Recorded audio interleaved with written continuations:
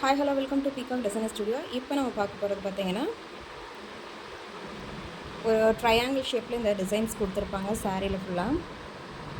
அதுக்கு மேட்ச் பண்ணுற மாதிரி இந்த மாதிரி டிசைன் பண்ணியிருக்கோம்.